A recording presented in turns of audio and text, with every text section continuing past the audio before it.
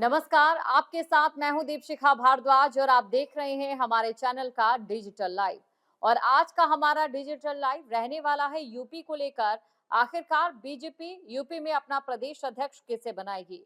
आप सभी ये जानते हैं कि बीजेपी की ओर से जब भी ऐसे फैसले लिए जाते हैं तो कभी ये फैसले आउट ऑफ द बॉक्स यानी कि चौंका देने वाले होते हैं, लेकिन कहीं ना कहीं बात अगर बीजेपी की करें तो बीजेपी तमाम दांव-पेच और इसी के साथ ही बीजेपी की ओर से जो गणित है उसे ध्यान में रखते हुए इस तरीके का फैसला लिया जाता है। लेकिन बात अगर यूपी की करें तो कई राज्यों में प्रदेश अध्यक्ष के नाम सामने आने के बाद अब बात अगर सबसे बड़े सूबे यूपी की आती है तो कौन सा वो नाम होगा जो यूपी में बीजेपी की कमान को संभालेगा। इसको लेकर कई जो जानकार हैं अपनी अपनी तरफ से कई चीजें बता रहे हैं और ऐसे में ये जानना जरूरी हो जाता है कि इस रेस में कौन आगे है और इसी के साथ किसके सामने आने से क्या असर पड़ेगा। क्योंकि आपको ये भी बता दें कि आने वाले समय में अब से कुछ सालों बाद जब यूपी में विधानसभा चुनाव होगा और उससे पहले पंचायत चुनाव होगा तो बीजेपी की ओर से अब जो फैसला लिया जाएगा उसका पूरा पूरा असर देखने को मिलेगा। आपको ये जानकारी दे दें 2027 में विधानसभा चुनाव यूपी में होने वाले हैं, लेकिन वहीं 2026 में पंचायत चुनाव भी हैं और ऐसे में पार्टी की ओर से जातिगत गुणा भाग इस समय देखा जा रहा है। राजनीतिक हलकों में ये चर्चा है कि भाजपा के केंद्रीय नेतृत्व में अगर बात यूपी की करें तो यूपी की कमान किसके हाथों में होगी। इसमें दो जातियों की अगर हम बात करें तो सबसे ज्यादा जो नाम है वो सामने आ रहे हैं या फिर सबसे ज्यादा जो संभावना है वो जताई जा रही है। आपको ये बता दें कि पिछड़े वर्ग के नेता को अध्यक्ष बनाने का फैसला अगर किया गया तो पशुधन मंत्री धर्मपाल सिंह की ताजपोशी की जा सकती है। धर्मपाल लोध समाज यानी कि लोधी समाज के एक बड़े नेता हैं और इसके अलावा अगर बात करें ब्राह्मण समाज को लेकर भी तवज्जो दी जा सकती है और इसको लेकर क्या एंगल है ये भी तमाम चीजें हम आपको बताएंगे। और दोनों ही अगर जातियों से यूपी में प्रदेश अध्यक्ष की कमान सौंपी जाती है तो कितना असर पड़ेगा और कहां पर यूपी बीजेपी को फायदा होगा ये हम आपको अब विस्तार से बताते हैं। आपको ये जानकारी दे दें कि हो सकता है कि कभी भी यूपी में बीजेपी के प्रदेश अध्यक्ष की घोषणा हो जाए और बात अगर भाजपा प्रदेश अध्यक्ष पद के लिए की जाए तो इस समय पूरे तरीके से एक्टिविटीज देखी जा रही है। लगातार लखनऊ से लेकर दिल्ली तक दौड़ लगी हुई है और ऐसा ये माना जा रहा है कि विधानसभा चुनाव 2027 को लेकर अगर हम देखें तो यहाँ पर बीजेपी की ओर से पूरे तरीके से पीडीए की काट की कोशिश की जा रही है।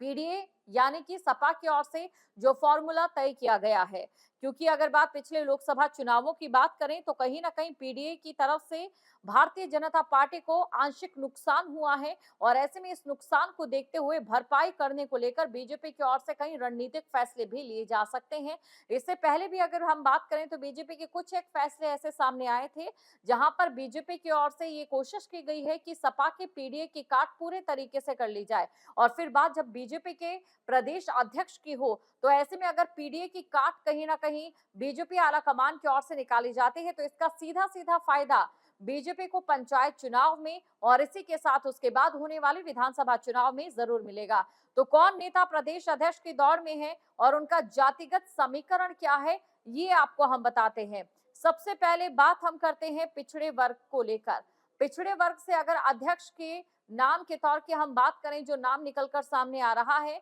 तो इसकी जो चर्चा इस समय चल रही है वो ये कि अगर पिछड़े वर्ग से जो अध्यक्ष बनाए जाते हैं तो इसमें पशुधन मंत्री धर्मपाल सिंह, जल शक्ति मंत्री स्वतंत्र देव सिंह, केंद्रीय राज्य मंत्री बीएल वर्मा और राज्यसभा सदस्य अमरपाल मौर्य, राज्यसभा सदस्य बाबूराम निषाद और पूर्व केंद्रीय मंत्री साध्वी निरंजन ज्योति इस दौर में शामिल है। तो देखिए बीजेपी की ओर से अगर पीडीए की काट का हल निकाला जाता है तो हो सकता है कि बीजेपी इन नामों पर गौर करें जो जानकार फिलहाल बता रहे हैं या यूं कहे कि जो ये नाम है पिछड़े वर्ग के तौर से इस समय सबसे ज्यादा आगे चल रहे हैं। लेकिन अगर बात हम ब्राह्मण समाज को लेकर करते हैं और यहाँ पर ब्राह्मण समाज को लेकर बात क्यों करेंगे इसका भी हम आपको उत्तर देंगे। तो इसमें जो नाम सामने आ रहे हैं वो भी आपको बता देते हैं। दरअसल ब्राह्मण समाज भी प्रदेश अध्यक्ष पद के लिए अपना दबाव बना रहा है। समाज के नेताओं का ये तर्क है कि लोकसभा चुनाव में जो समाज भाजपा के पूर्ण रूप से साथ रहा वो ब्राह्मण समाज था। समाज की आबादी के अनुपात में केवल एक डिप्टी सीएम का पद ही दिया गया है और जबकि क्षत्रिय समाज के पास कई महत्वपूर्ण पद है। ब्राह्मण समाज से राज्यसभा सदस्य डॉक्टर दिनेश शर्मा, बस्ती के पूर्व सांसद हरीश द्विवेदी, गौतम बुद्ध नगर के सांसद महेश शर्मा, मथुरा से विधायक श्रीकांत शर्मा इस दौड़ में है। तो कुल मिलाकर अगर बीजेपी की ओर से जो नाम सामने निकल कर आते हैं उनमें हो सकता है एक पिछड़े वर्ग से हो, क्योंकि अगर पिछड़े वर्ग से नाम सामने आता है तो जाहिर तौर पर समाजवादी पार्टी की जो पीडीएफ फॉर्मूला है उसकी सीधे तौर पर काट होगी। लेकिन बीजेपी की ओर से अगर अपने वोट बैंक को लेकर जो एक बीजेपी का ईमानदार वोट बैंक रहा है सदियों से, उस पर ध्यान दिया जाता है। लोकसभा चुनाव में जो ब्राह्मण समाज का पूरा साथ बीजेपी को मिला है उसको ध्यान में रखते हुए अगर बीजेपी फैसला लेती है तो ये जो नाम है, एक बार फिर से ये नाम आपको बता देते हैं, दिनेश शर्मा, डॉक्टर दिनेश शर्मा, बस्ती के पूर्व सांसद हरीश द्विवेदी, गौतम बुद्ध नगर से सांसद महेश शर्मा और मथुरा से विधायक है श्रीकांत शर्मा। ये जो नाम है ये दौड़ में है। लेकिन अंतरिम फैसले देखने वाली बात ये रहती है कि बीजेपी की ओर से क्या लिया जाता है और किसका जो पलड़ा है वो भारी रहता है। आलाकमान इसे किस नजरिए से देखता है, जिसका फायदा कहीं ना कहीं पंचायत चुनाव में बीजेपी को सीधे तौर पर मिलता नजर आए और उससे भी बड़े जब विधानसभा चुनाव होंगे तो वहां पर किस तरीके से बीजेपी के इस फैसले का असर देखने को मिलेगा, या फिर बीजेपी की कमान जो संभालेगा प्रदेश में किस तरीके से जो जातिगत समीकरण बिठाया जाता है उसका असर जाहिर तौर पर विधानसभा चुनाव में कहीं ना कहीं पूरे तरीके से नजर जरूर आएगा। अब इन नामों पर हम चर्चा कर लेते हैं, किसकी दावेदारी कितनी मजबूत है इस पर हम बात कर लेते हैं। सबसे पहले हम बात करेंगे पिछड़े वर्ग को लेकर ही और बात करेंगे धर्मपाल सिंह की दावेदारी को लेकर कि उनकी दावेदारी जो है वो क्यों मजबूत बताई जा रही है। जानकारों से जो इस समय गलियों में चर्चा हो रही उसको लेकर क्यों उनकी दावेदारी मजबूत है, आपको ये बता दें कि धर्मपाल सिंह को रक्षा मंत्री राजनाथ सिंह और पूर्व केंद्रीय मंत्री उमा भारती का सबसे करीबी माना जाता है। धर्मपाल सिंह 2016 में भी बीजेपी के प्रदेश अध्यक्ष के दावेदार थे, लेकिन उस दौरान केशव प्रसाद मौर्य ने बाजी मार ली थी। 2017 विधानसभा चुनाव में यूपी में भाजपा की सरकार बनने पर धर्मपाल सिंह को कैबिनेट मंत्री बनाया गया। अब ऐसे में धर्मपाल सिंह राष्ट्रीय स्वयंसेवक संघ के स्वयंसेवक भी रहे हैं और संघ की योजना से ही वो राजनीति में आए थे। तो ये कुछ ऐसे पहलू हैं जिनसे उनका जो पलड़ा है वो भारी नजर आता है। और इसके साथ अब बात करते हैं अगले नाम की, राजवीर सिंह, जिन्होंने बीएल वर्मा का विरोध किया था। राजनीति के जानकार ये बताते हैं कि अगर बात इस रेस की जाए तो भाजपा प्रदेश अध्यक्ष पद के लिए केंद्रीय राज्य मंत्री बीएल वर्मा का नाम भी दौड़ में सबसे आगे था, लेकिन पूर्व सीएम कल्याण सिंह के बेटे राजवीर सिंह ने उनका विरोध किया था। सूत्रों का ये कहना है कि जो राजवीर सिंह ने केंद्रीय नेतृत्व को यहां तक ये कह दिया था कि अगर बीएल वर्मा को प्रदेश अध्यक्ष बनाया गया तो वो पार्टी छोड़ सकते हैं। लोध समाज में कल्याण सिंह के परिवार का जो वर्चस्व है वो आज भी मौजूद है, इसमें कोई दो राय नहीं है। राजवीर सिंह और बीएल वर्मा की लड़ाई में धर्मपाल सिंह आगे निकल गए और ऐसे में यही बड़ी बात है कि जो धर्मपाल सिंह है फिलहाल उनके दावेदारी को लेकर कई चर्चाएं जो हैं वो जारी है। अब प्रदेश अध्यक्ष की दौड़ में और कौन कौन से नेता शामिल है उसमें स्वतंत्र देव सिंह का नाम भी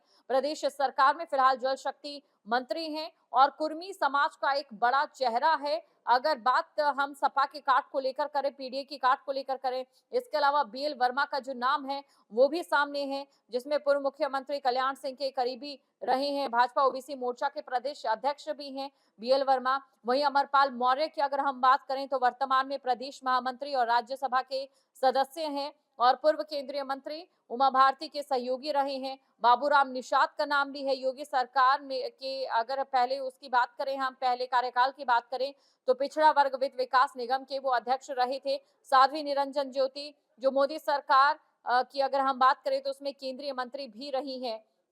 अब देखिए कुल मिलाकर जो ये नाम है वो ये नाम सामने आ रहे हैं, लेकिन यहाँ पर ये भी जानना जरूरी हो जाता है कि ब्राह्मण समाज को लेकर अगर बीजेपी गौर फरमाती है तो वो कौन से नाम है जिन पर बीजेपी की ओर से अपना दावा ठोका जा सकता है और उससे बीजेपी को जो कितना है वो फायदा मिल सकता है। अगर ब्राह्मण समाज की बात करें, क्योंकि ब्राह्मण समाज का ये मानना है कि बीजेपी को वो अपनी पूरी तरीके से भागीदारी वोट बैंक के तौर पर दे रहा है। लोकसभा चुनावों में भी पूर्ण रूप से ब्राह्मण समाज ने बीजेपी का जो साथ है वो निभाया है और समाज की आबादी के अनुपात में अगर बात करें तो केवल एक डिप्टी सीएम का पद ही दिया गया है, जबकि क्षत्रिय समाज के पास कई महत्वपूर्ण पद हैं। ऐसे में ब्राह्मण समाज से राज्यसभा सदस्य डॉक्टर दिनेश शर्मा, बस्ती के पूर्व सांसद हरीश द्विवेदी, गौतम बुद्ध नगर की सांसद महेश शर्मा और मथुरा से विधायक श्रीकांत शर्मा भी दौड़ में शामिल हो सकते हैं। इसके अलावा कुछ और जानकारी भी आपको दे देते हैं। अगर बात बीजेपी को लेकर करें या बीजेपी के फैसलों पर हम गौर फरमाएं तो ये देखा गया है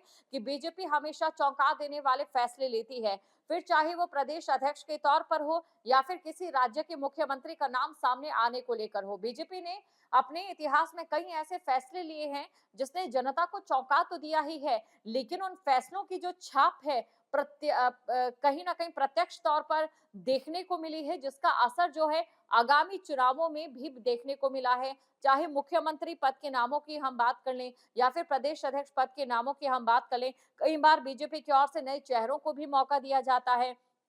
कई ऐसे महत्वपूर्ण पद हैं जहां पर बीजेपी की ओर से, अगर सभी राज्यों की हम बात करें, अलग अलग राज्यों की हम बात करें, तो जो आम कार्यकर्ता होते हैं उनको भी एक बड़ा मौका बीजेपी की ओर से दिया जाता है, क्योंकि बीजेपी ये संदेश जो है देना चाहती है कि बीजेपी में जो कार्यकर्ता है वो परिवारवाद से दूर हटकर बीजेपी एक ऐसा संगठन है जो काम करता है, जो कि कार्यकर्ताओं को आगे बढ़ने का मौका देता है, बशर्ते कार्यकर्ता में वो निष्ठा होनी चाहिए और पार्टी को आगे बढ़ाने की एक वो तलब भी रहनी चाहिए। अब इन तमाम चीजों को देखते हुए ये चीज वाकई गौर फरमाने वाली है कि इस बार बीजेपी की ओर से जो फैसला लिया जाता है, बीजेपी के आला कमान की ओर से जो फैसला लिया जाता है, वो किस तरफ जाता है। क्या बीजेपी प्रदेश अध्यक्ष के तौर पर अगर हम बात करें तो पिछड़े वर्ग की ओर बीजेपी का जो फैसला है वो जाएगा, या फिर बीजेपी का जो फैसला है ब्राह्मण समाज की ओर जाएगा, जो कि एक लॉयल वोट बैंक जो है बीजेपी का माना जाता है, या इसके अलावा बीजेपी ने कहीं अपने फैसलों से जिस प्रकार देश की जनता को चौंकाया है, इस बार कुछ उसी तरीके के फैसले से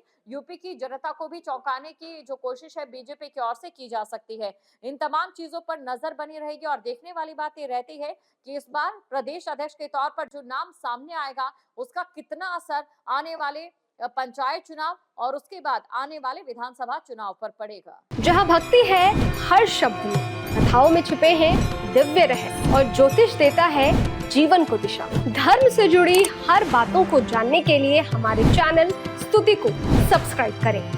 चैनल पर जाने के लिए इस लिंक पर क्लिक करें।